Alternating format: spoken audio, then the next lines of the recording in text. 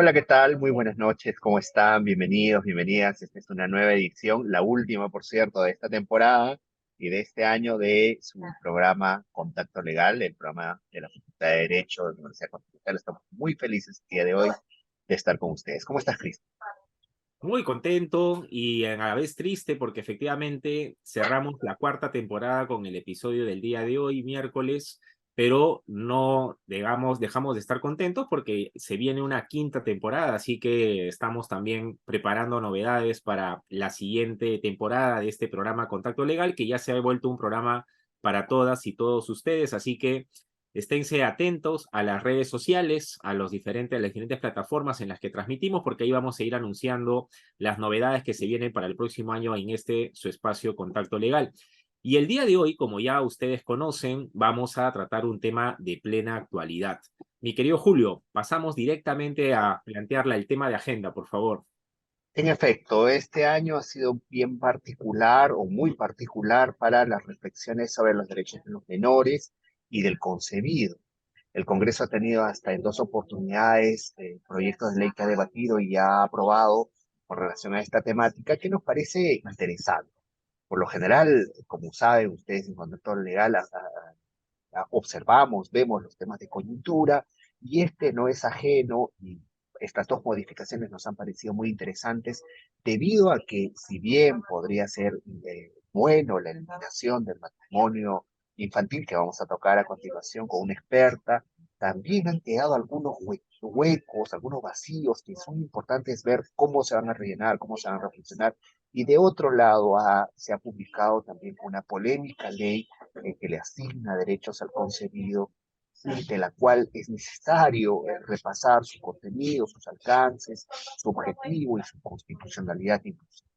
Por eso es que el día de hoy tenemos una invitada, la verdad, muy especial, de lujo. Estamos muy honrados y felices de recibir a nuestra invitada.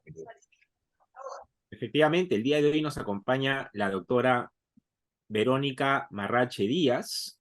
Ella es magíster en entornos virtuales de aprendizaje por la Universidad de Panamá, abogada por la Pontificia Universidad Católica del Perú con estudios de doctorado en la Universidad de Buenos Aires y de gestión pública por la Universidad Continental.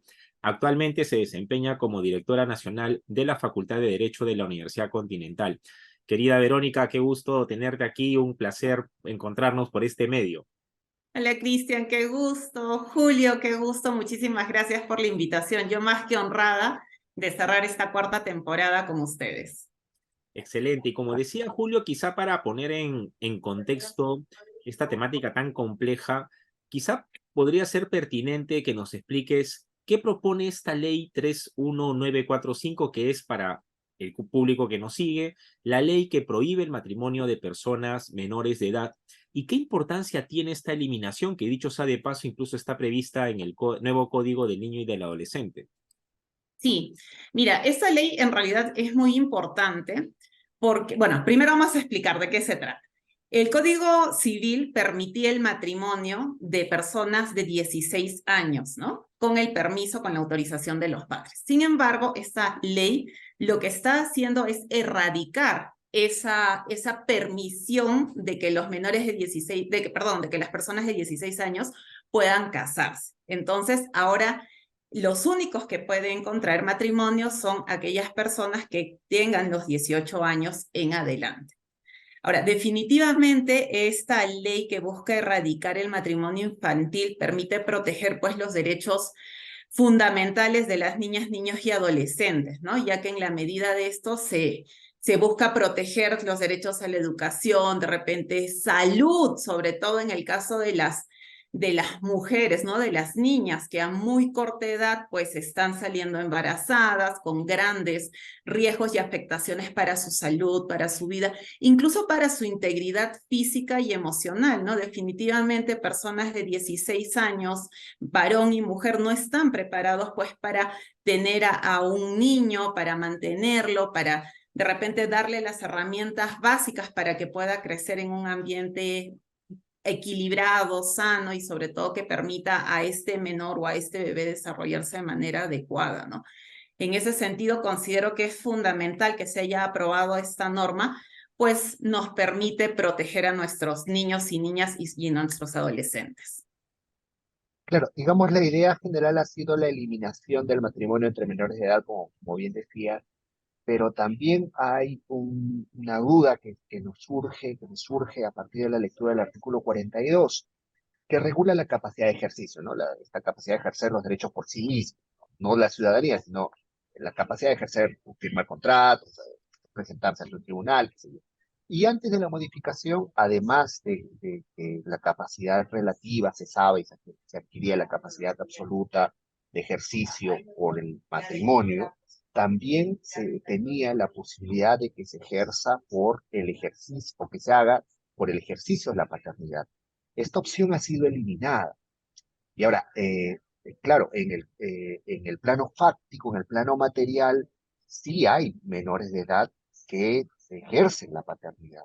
¿Qué se va a hacer en estos casos? ¿Cómo se va a proceder en estos casos? El menor que ejerce la paternidad solo va a tener ciertas posibilidades de ejercicio de la paternidad que se contraen básicamente al artículo 46, que te dice la posibilidad de demandar por Ujú. alimentos, nada más que eso, o cómo se debe integrar esta lectura.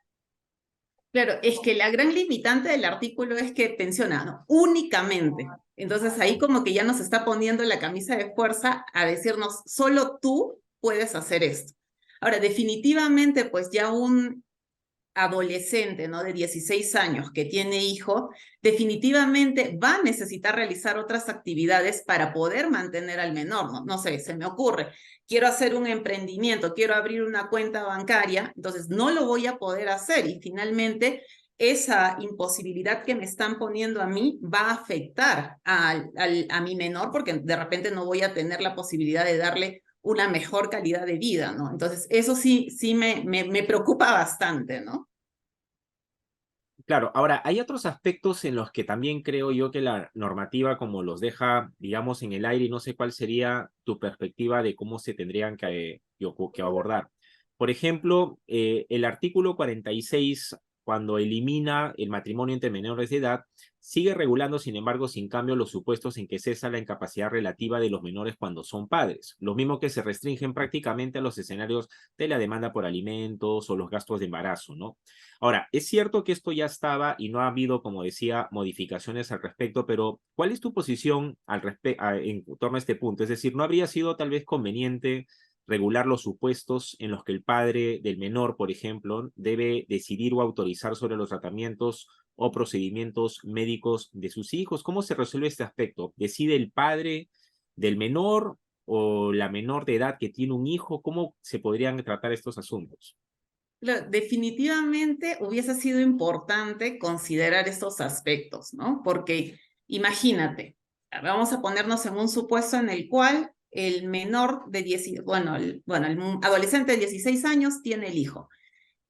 La familia lo deja en abandono y le dice, ¿sabes qué? Ve tú tu problema, verás cómo solucionas. Y justo necesita el menor un tratamiento. Entonces ahí tenemos que recurrir a los papás, pero los papás no quieren saber nada del adolescente. Entonces, bajo esas circunstancias, en verdad, creo yo que ponemos en riesgo hasta la vida del bebé, porque ¿quién va a dar la autorización, no sé, para hacer un tratamiento invasivo? De repente por ahí se necesita algún tema, no sé, transfusión o donación de órganos, no lo sé, ¿no? Entonces, en realidad yo creo que la potestad se la han debido de dar a los padres, porque finalmente los padres van a ser los responsables de ese bebé durante todo el transcurso de la vida.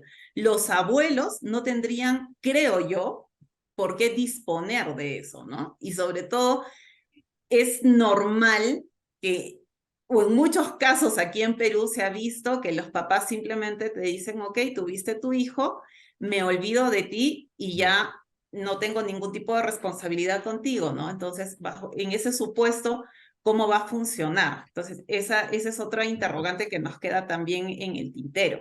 Ahora, si esta norma está así tal como está definida, planteada y vigente, y se presentara un supuesto de esta índole, ¿cuál sería el argumento, digamos, jurídico como para que sean los padres del menor los que tengan que intervenir, tomar decisión? ¿Se les podría imputar alguna obligación? ¿Legalmente existe alguna manera de hacerlos partícipes de semejantes decisiones? o esto, como tú dices, queda en el aire y, o sea, digamos, se presenta el caso, el público nos escucha y dice, ¿qué hago? Entonces, en ese caso, busco un abogado. ¿Cómo podríamos resolver esa situación? ¿Cuál sería para ti, jurídicamente hablando, la salida, digamos, ante esta eventualidad?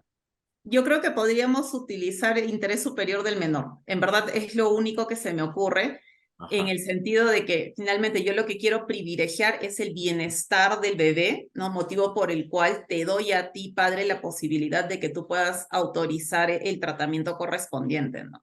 Esa sería para mí la salida más adecuada. Ok. Además que ha habido experiencia internacional, ¿no? O sea, en España ha habido este conocido caso en el que una madre menor de edad de 17 años requería autorizar una donación de su propio cuerpo para su hijo, obviamente recién nacido, mucho más pequeño que y no se le dejaba porque un menor aparentemente no podía donar.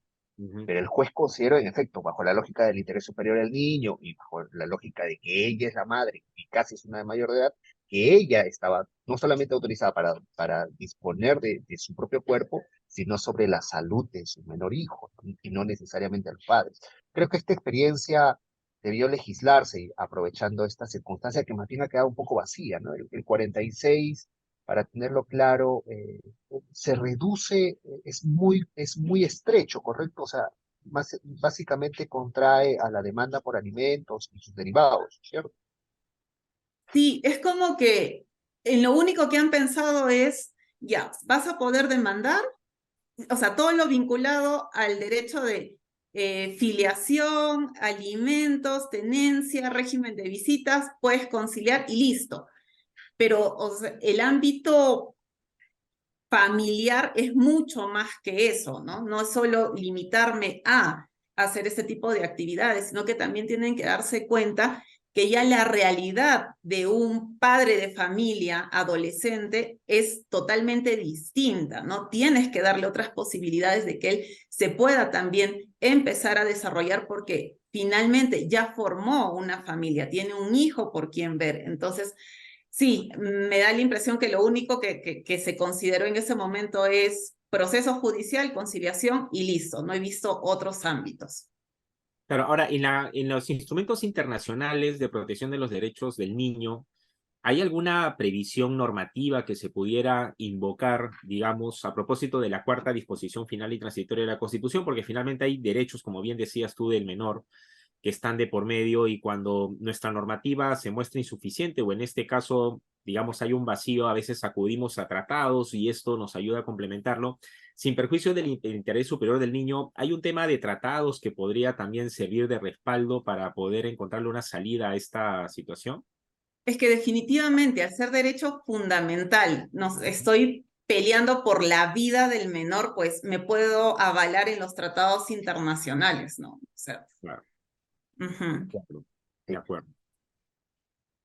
Es un tema sumamente interesante. Ojalá que la jurisprudencia pueda leer de conformidad con el interés superior del niño, que a veces no es un tema muy recurrente, ¿no? Tienen que pasar todas las instancias para que recién, o un amparo para que recién el tribunal repare, y mucho menos, ¿no? Mucho menos se repara en estos aspectos cuando se trata de una emergencia, como un hospital, etcétera. Y esto se vincula precisamente también a nuestro otro. Como bien decía Cristian, además de esta primera ley, también se ha publicado la ley 31935, que le reconoce derechos al concebido. Antes de explorar estos derechos, querida Verónica, por favor acláranos qué entendemos por concebido, cómo le ha dado protección la jurisprudencia o desde qué momento se considera concebido, cuál es la teoría que ha cogido el Estado y cuál es la posición internacional al.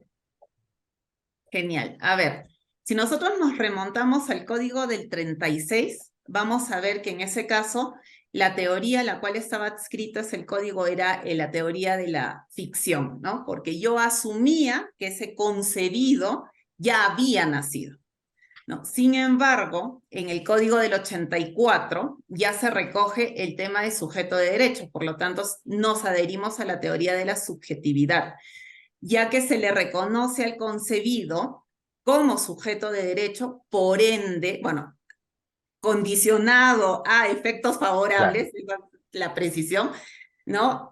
Por lo tanto, yo lo estoy considerando como un ser humano dotado de capacidad jurídica, pero condicionado solo a lo que le favorece, ¿no?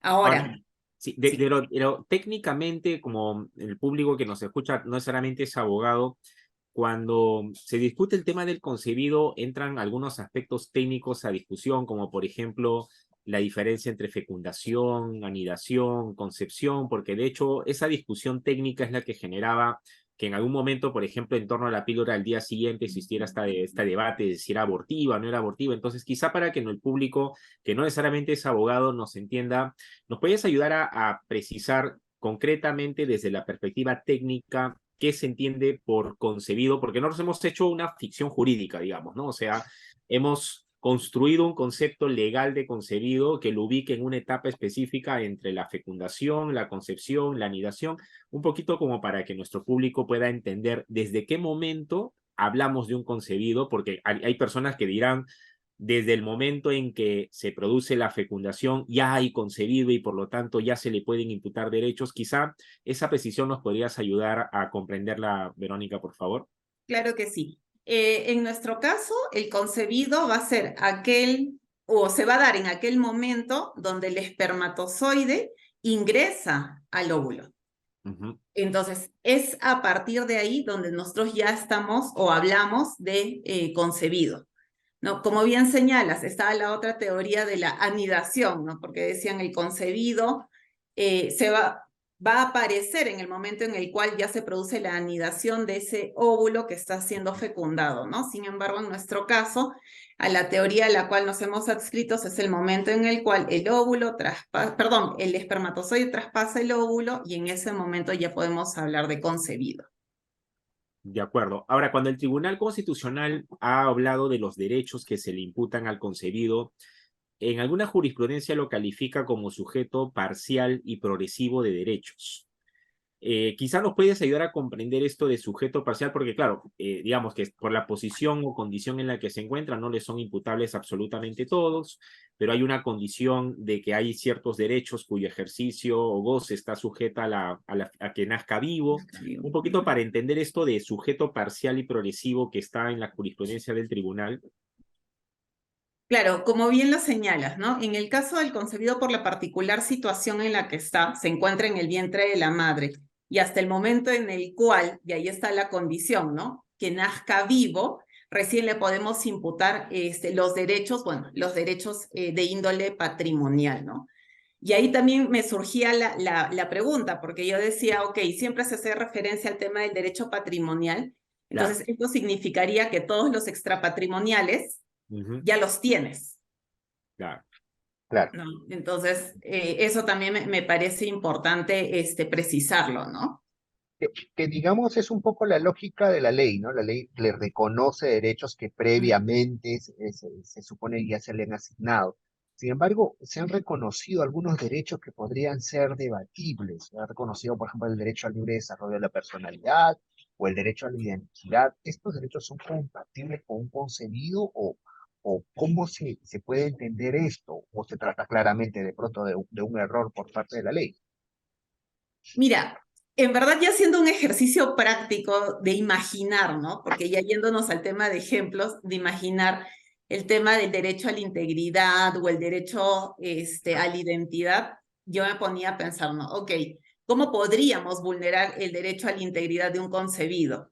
Y lo primero que se me vino a la mente es, ¿qué pasa si la mamá aspira a gases nocivos? O de repente está en un lugar donde existe radiación y esto va a afectar al menor. Entonces, en realidad, sí, tú estarías afectando, pese a que el menor está dentro del vientre de la madre, sí podrías afectar ese derecho a la integridad. Por lo tanto, me parece correcto que se haya reconocido. Ahora, con relación al tema de la identidad, ¿no? Ya de repente asumiendo un poco, yendo un poco al caso Ricardo Morán, ¿no?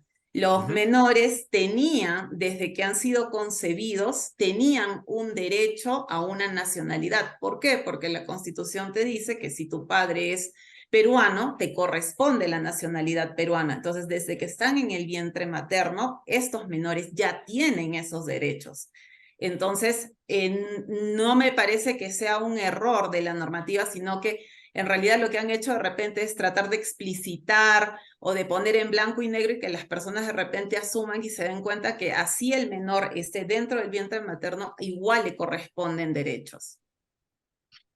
Ahora, en el Correcto. caso de estos derechos que son imputables al concebido, digamos, en la posición en la que se encuentra, tú nos decías, a futuro, estamos hablando de la posibilidad de solamente atribuirles derechos patrimoniales. Cuando haces referencia a esos derechos extrapatrimoniales, a los cuales también podría hacerse partícipe como sujeto de derecho, para que el público, nuevamente, como te digo, como nos siguen a gente que no es abogada, y es muy importante para que ese público nos siga y nos entienda. Cuando decimos que a condición de que nazca vivo se le suelen imputar, normalmente se entendía derechos patrimoniales, pero también están los extrapatrimoniales. Cuando hablas de extrapatrimoniales, concretamente para que el público nos entienda, ¿qué tipo de derechos son los llamados extrapatrimoniales que les podrían ser imputables al concebido una vez que nazca vivo? De repente, derechos a un régimen de visita, necesito que nazca el menor para poder establecer un régimen de visita, o el tema de la tenencia de los menores, De podrían ser acuerdo. ese tipo de derechos, ¿no? Que necesito que ya el menor nazca, o el concebido, perdón, nazca para yo poderle atribuir este tipo de derechos. Ahora, esta normativa que venimos analizando no se da fuera de un cierto contexto en el que pareciera haber una especial preocupación por la protección del menor, quizá varias cuestiones que se han podido ir identificando en los últimos, digamos, meses, cuestiones vinculadas con la práctica del aborto, por ejemplo, que generó discusión en su momento en torno al aborto terapéutico, por ejemplo. Solamente para que nuestro público entienda, ¿por qué se pone en agenda esta cuestión de los derechos de los menores de edad, de los derechos del concebido? Para que veamos que hay una suerte, tú dirás, de política legislativa claramente pensada, o es una cuestión que está aislada de lo que el Estado viene haciendo para proteger los derechos de los menores de edad en los últimos años. Lo que pasa es que en realidad el tema de verse reconocido los derechos al concebido definitivamente va a tener implicancias con el tema pues del aborto terapéutico, eugenésico, píldora del día siguiente, Claro. porque definitivamente ahí tú estarías atentando contra un derecho fundamental de este sujeto de derecho, que es el derecho a la vida. Ujú. Entonces, yo creo que existen como que dos bandos, por decirlo de alguna Dos manera, que sectores están en... enfrentados, ¿no? Exactamente. Entonces es como que quién pone la ley primero para que se apruebe primero, para como que cerrar o frenar un poco lo que quiere el otro bando, ¿no? Esa es particularmente un poco mi impresión. Claro. Ahora, Claro, pero dale, Julio, dale, Julio. sí, constituiría una barrera entonces para el acceso al aborto que además ha sido reconocido y ha sido objeto de pronunciamientos internacionales, ¿no? De hecho, aquí en el programa, por ejemplo, hemos comentado los casos de Mila, de Camila, y se ha visto, como bien decía Cristian, recientemente hasta 2, 3 abortos de menores de edad que habían sido objeto de violación sexual. Esta ley eh, desde tu perspectiva, claramente impediría el acceso al aborto. ¿Y cómo consideras eso? ¿Eso está dentro de la Constitución, dentro del alcance de los derechos de los menores? ¿Hay un claro enfrentamiento entre las leyes y cómo resolveríamos eso? Claro, es que sí, para mí sí habría un enfrentamiento, porque por un lado tengo el derecho al libre desarrollo del concebido en el sentido de que le estoy privando la oportunidad de que él pueda vivir y desarrollarse al aplicar Claro, este aborto terapéutico, ¿no? Sin embargo, recordemos que siempre que hay una colisión de derechos, pues tengo que aplicar el principio, y Cristian es especialista en eso, el principio de proporcionalidad, ¿no? Entonces, yo creo que si bien va a haber una colisión de derechos, legalmente hay mecanismos que nos permiten enfrentar este tipo de situaciones, ¿no? Entonces, sí, definitivamente sí es una barrera, pero yo creo que tendríamos que ahí hacer, valernos, ¿no? De las herramientas necesarias para poder resolver claro. este tipo de situaciones. Ahora, y ahora, en esa eventualidad, que de hecho es un tema bastante interesante porque, claro, es una norma reciente, de hecho habría que estar alerta acerca de cómo se va a aplicar, porque no olvidemos que hubo incluso hasta un proceso de acción popular con la norma técnica que regula la práctica del aborto terapéutico en el caso peruano, y ahí viene mi cuestionamiento, mi duda. ¿Tú considerarías que esta ley tendría que obligar a replantear algunos alcances de esa norma técnica? ¿Tendríamos que repensar? Porque claro, digamos que fue años que por fin se resuelve la demanda de acción popular contra esa norma técnica y ahora sale esta norma. ¿Podría poner en tela de juicio la vigencia de este protocolo o norma técnica del aborto terapéutico, o simple y llanamente son dos cosas que van por cuerdas separadas? No, definitivamente hay implicancias. O sea, el hecho de haberse reconocido derechos al concebido va a tener una repercusión en esa guía o en esa norma técnica, ¿no? Por ende, considero que sí debería de darse una nueva revisión ya a la luz de lo que se ha aprobado recientemente, ¿no? Claro, que podría ser motivo por el cual se tenga que revisar y podría activar el plazo para volver a presentar eventualmente un proceso de acción popular contra esta norma técnica. Lo digo porque acá en el programa siempre tratamos, no tenemos una bola de cristal para saber con certeza todo lo que pueda presentarse a futuro normativamente, pero cuando salen leyes de esta índole, sí tratamos de que nuestro público un poquito avisore los escenarios posibles que se podrían presentar, y si seguimos tu temperamento, eventualmente podría significar una modificatoria de esta norma técnica, y producto de esa modificatoria alguien podría levantar la mano y decir, bueno, ahora voy a presentar un proceso de acción popular por las modificaciones que se han hecho a esta norma técnica.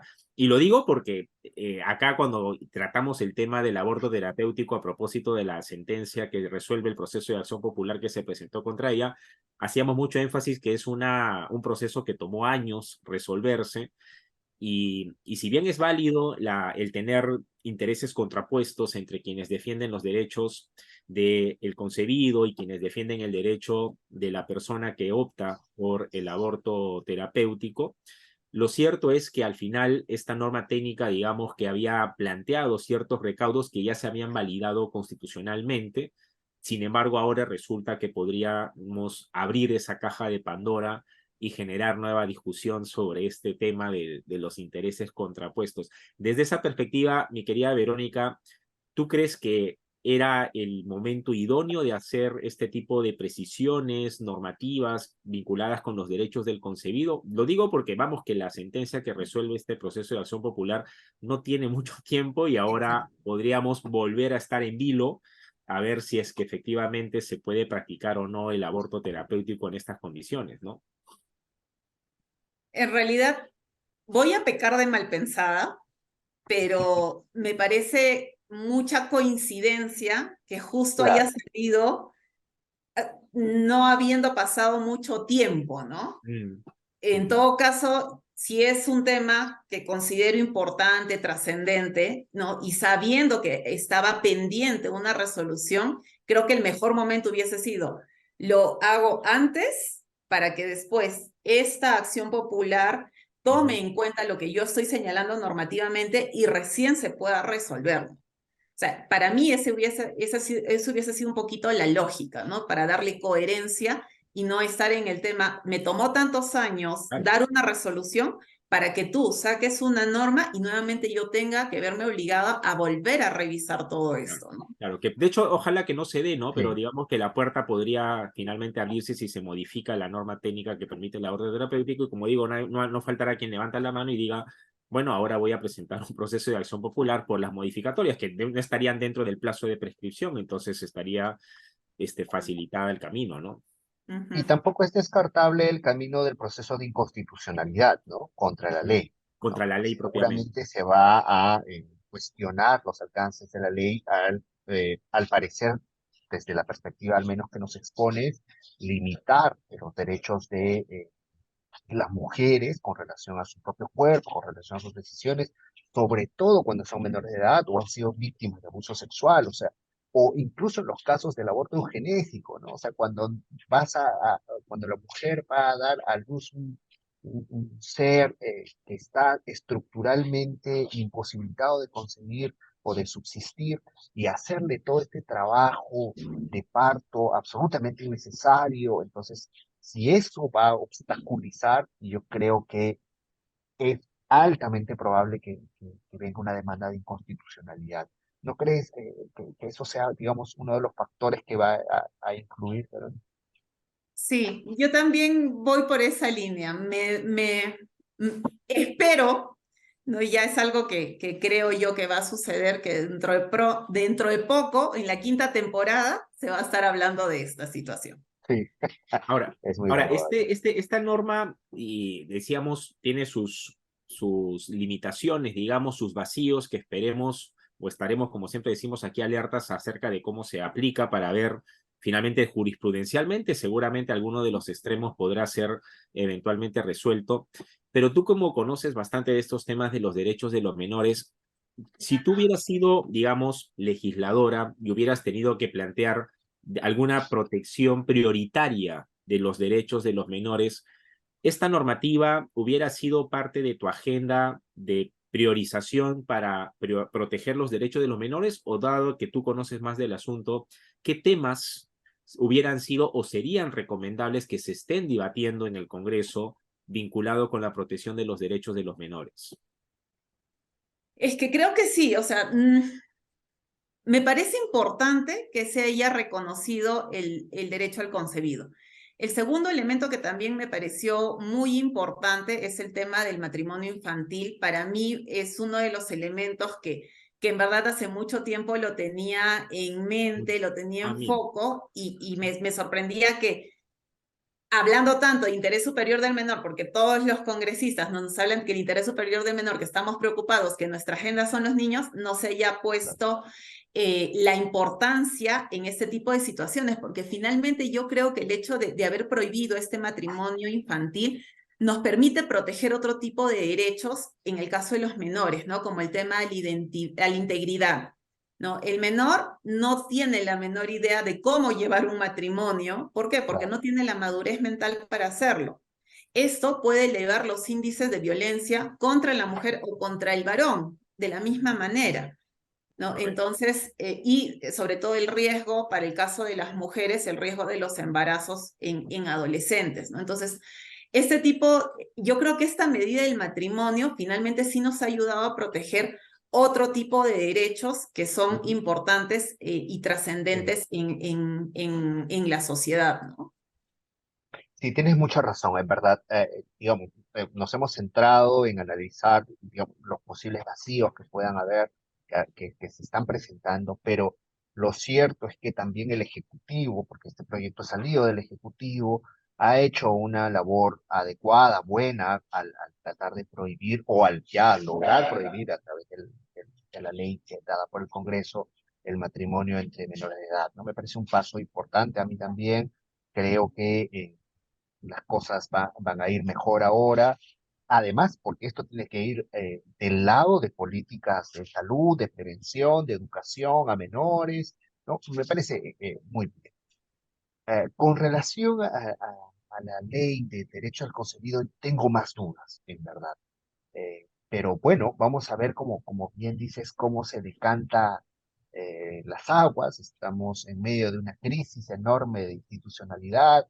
Hace un par de días ha pasado algo escandaloso en el Ministerio Público. Vamos a ver cómo se mueven las olas con relación a lo que se viene en política y en el Congreso y en el Ejecutivo, que tendrán que están todos vinculados a esto. Vamos por mi parte, ya a cerrar las preguntas.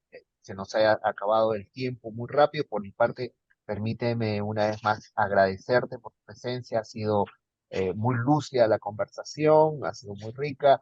Seguramente nuestro público estará muy contento y ya saben que nos pueden escuchar por todos los medios de la Facultad de Derecho de la Universidad Continental. Cristian.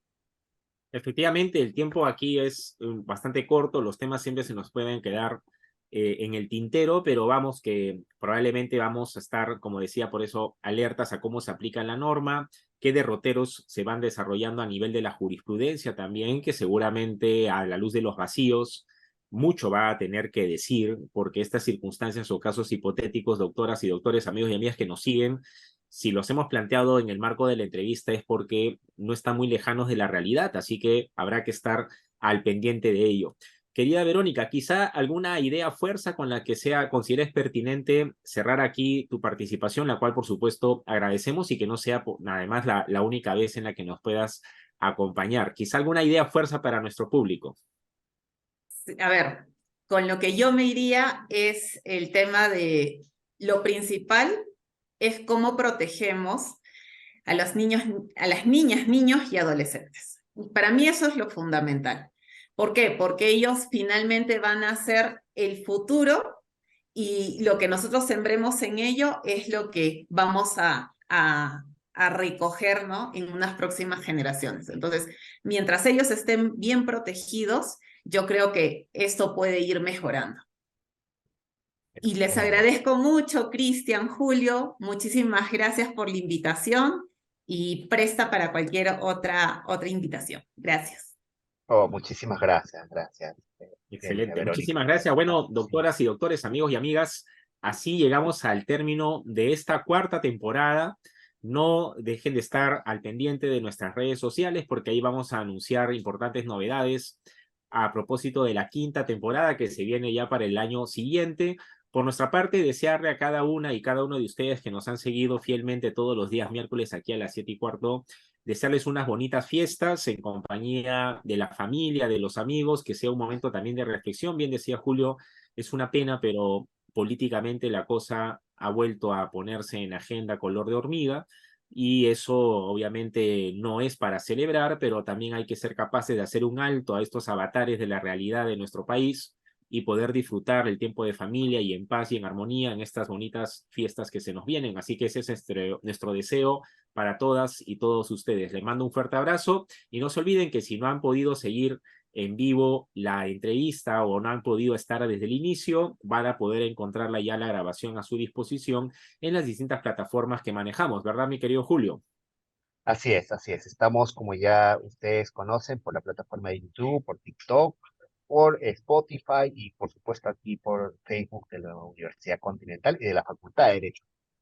Le agradecemos nuevamente a Verónica por haber estado con nosotros y nos despedimos así en este último programa de esta cuarta temporada. Les deseamos, como bien ha dicho ya Cristian, muy felices fiestas, que la pasen muy bien, que sea un año de reconciliación, un abrazo de paz para todos ustedes, que tengan muchas bendiciones y gracias una vez más a Verónica por habernos acompañado en este programa tan especial. Nos vemos hasta la siguiente temporada. Chao. Chao.